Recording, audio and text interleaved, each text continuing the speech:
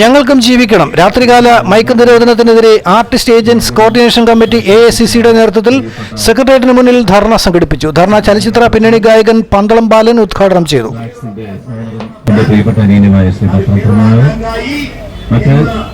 ഈ സമരത്തിൽ പങ്കെടുക്കാൻ കേരളത്തിന്റെ അങ്ങോളമുള്ള വിവിധ സമിതികളിൽ നിന്ന് ഇവിടെ എത്തിയിട്ടുള്ള പ്രിയപ്പെട്ട കലാകാരന്മാർ, ഏജന്റുമാർ,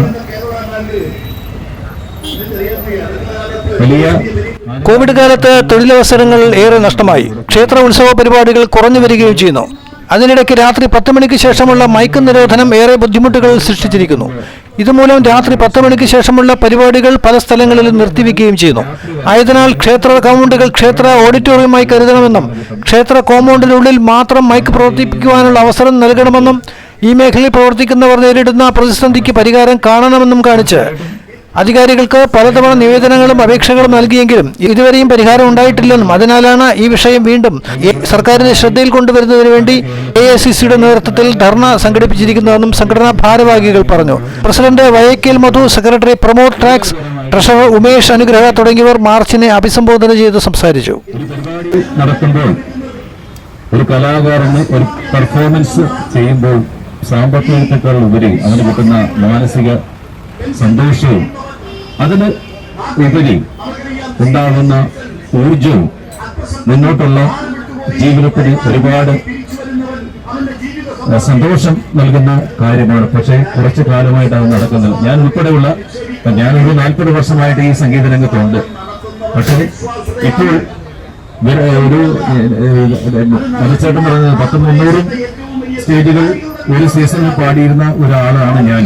പക്ഷെ ഇപ്പോൾ അത് വിരലിന്റെ 10 അല്ലെങ്കിൽ 15 കുറഞ്ഞിരിക്കുന്നത്. കാര്യം എന്ന് വെച്ച് കഴിഞ്ഞാൽ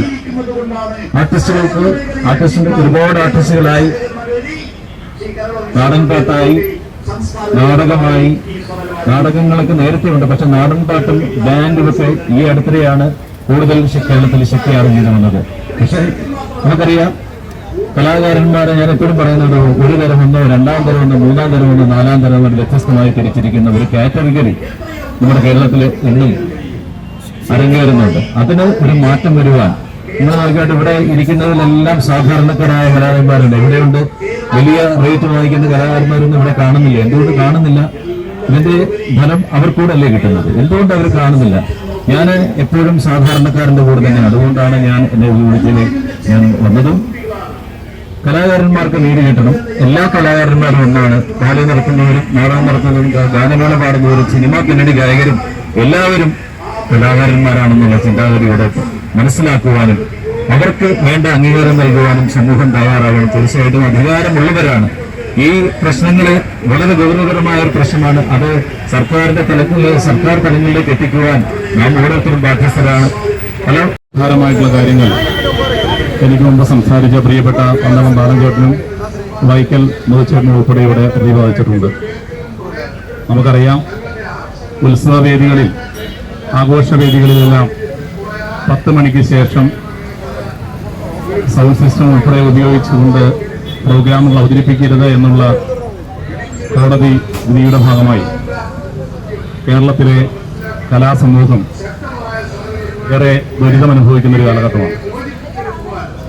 തൊട്ടുമുമ്പൂടെ സൂചിപ്പിച്ചതുപോലെ തന്നെ ഏറ്റവും കൂടുതലായി ഇതിന്റെ ദുരിതം അനുഭവിച്ചുകൊണ്ടിരുന്ന ആലപ്പുഴ ജില്ലയിലാണ്.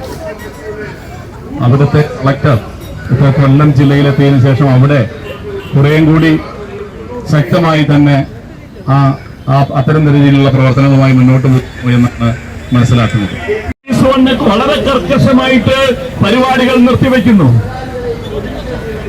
കലാകാരന്മാർ ചായം തേച്ച് വേദിയിൽ കയറിയ കലാകാരന്മാർ ആ കഥാപാത്രം പൂർത്തിയാക്കാതെ നിറകണ്ണുകളോടുകൂടി ആ ചമയം അഴിച്ചുവെച്ച് സ്റ്റേജ് വിടേണ്ട ഒരു അവസ്ഥയാണ് ഇന്ന് കേരളത്തിലുള്ളത്. ഒരു കലാകാരനെ സംബന്ധിച്ചിടത്തോളം ഒരു സ്റ്റേജിൽ ചായം തേച്ച് അവൻ കഥാപാത്രമായിട്ട് മാറുമ്പോൾ അതിൽ നിന്ന് കിട്ടുന്ന പ്രതിഫലം മാത്രമല്ല, ആ കഥാപാത്രത്തെ പൂർത്തിയാക്കുക എന്നുള്ളതാണ് ഏറ്റവും വലിയ കാര്യം. അത് പൂർത്തിയാക്കാൻ പറ്റാതെ പകുതിക്ക് വെച്ച് നിർത്തിക്കൊണ്ട് ആ സ്റ്റേജ് വിട്ട് പോകേണ്ടുന്ന ഒരു സാഹചര്യം കേരളത്തിൽ നിലനിൽക്കുന്ന അവസരത്തിലാണ് AICC ഇത്തരത്തിലൊരു സൂചനാ സമരവുമായി, സഹന സമരവുമായിട്ട് ഇവിടെ എത്തിയിട്ടുള്ളത്. ഇന്ന് കേരളത്തിൽ സ്റ്റേജ് പരിപാടികളുടെ എണ്ണം പല കാരണങ്ങൾ കൊണ്ട് കുറഞ്ഞുകൊണ്ടിരിക്കുന്നു. ഇത് തൊഴിലാക്കി മാറ്റിയ കലാകാരന്മാർക്ക് ഇതുകൊണ്ട് ജീവിക്കാൻ പറ്റാത്തൊരു സാഹചര്യം ഇന്ന് കേരളത്തിൽ നിലനിൽക്കുന്നു. അതിന് പല കാരണങ്ങളുണ്ട്.